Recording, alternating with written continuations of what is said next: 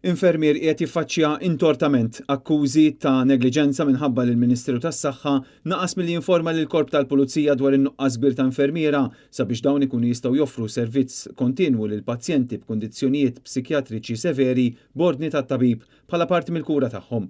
Din l-istorja xokkanti t-tieni waħda tax-xorta tagħha żvelata l-Union tal-Infermiera u l-Qwiebel l-MUMN fi stqarrija qiebsa kontra id-Deputy Leader tal-Labor Chris Fearn, stqarrija li fiha akkużat lill-Gvern li għan-nuqqasijiet ta' tmexxija tiegħu l-infermiera u l-Qwiebel qed iħallsu prezz qares lil hinn mir-responsabbiltajiet tagħhom. Dan peress li m'hemmx biżżejjed infermiera u Qwiebel sabiex joffru dan is-servizz lil aktar minn 130 pazjent għal kundizzjoni mentali jew medika tagħhom għaliex it-tmexxija tal-isptarijiet Mater Dei u Monte Carmeli mhumiex qed joffru staff addizzjonali fis-swali tal-kura tas-saħħa mentali għaliex m'hemmx infermiera disponibbli. Dan minkejja li hemm ftehim bil-miktub bejn il-Union u t-tmexxija tal-isptarijiet li biex jiġi provdut dan is-servizz ta' ħarsien kontinwu l-istess tmexxija trid toffri aktar infermiera u carers.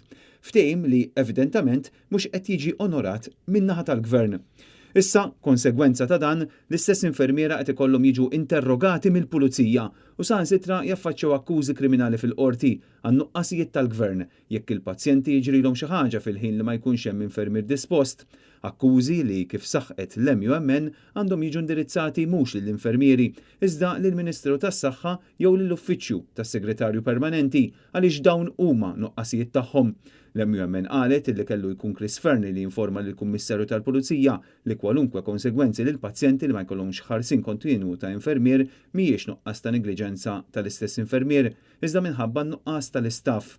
Bl-istess Ministru jonqos milli jiddefendi lil ħaddiema fil-kura tas-saħħa meta dawn qed jagħmlu l-mirakli biex isalvaw il-ħajjiet. Għalkemm dan il-każ seħħ fl-2017, l-MUMN qalet li l-problema ta' nuqqas ta' staff hija bomba tal-ħin li qed tistenna biex tisplodi b'konsegwenzi koroħ kemm fuq l-infermieri u anke fuq il-pazjenti.